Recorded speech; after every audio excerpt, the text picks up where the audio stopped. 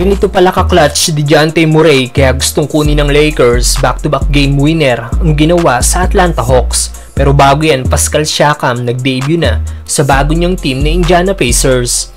Kasabay nga po ng pagbabalik ni Tyrese Haliburton kanina, naglaro na nga din po ang bagong player ng team na si Pascal Siakam.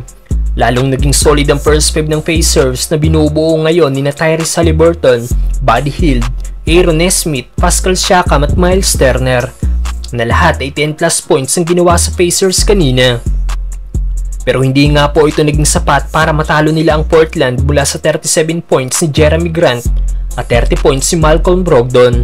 Nagtapos ang laban si score 118-115. Leading para sa Pacers si Miles Turner na may 29 points at 12 rebounds. May 21 points at 17 assists naman si Tyrese Haliburton.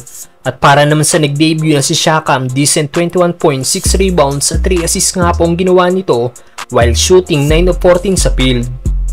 Samantalang ganito pala ka-clutch si DeJounte Murray kaya gustong kunin ng Lakers. Back-to-back game winner para sa Hawks guard.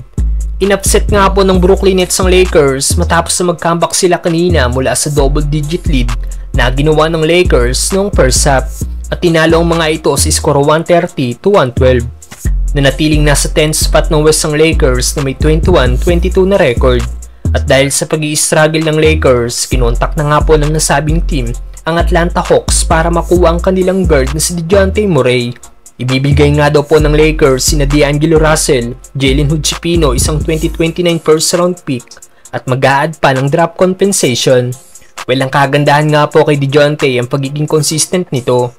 Ngayong January, lahat ng games na inilaro nito ay double digit in points. Isa pa, malakas rin itong dumipensa, patunay na lang ang pagiging steals champion nito noong 2022 season na wala kay D'Angelo Russell. May Mamba mentality din ng one-time All-Star dahil kanina sa laban nila sa Heat, sinelyuhan nga po nito ang panalo ng kanilang team mula sa kanyang dagger 3-point shot.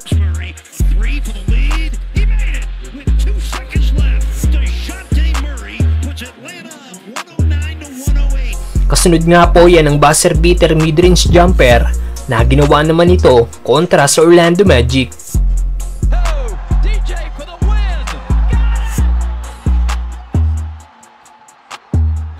Dapat nga bang iporsu ng Lakers ang pagkuha kay DeJounte Murray mga brother?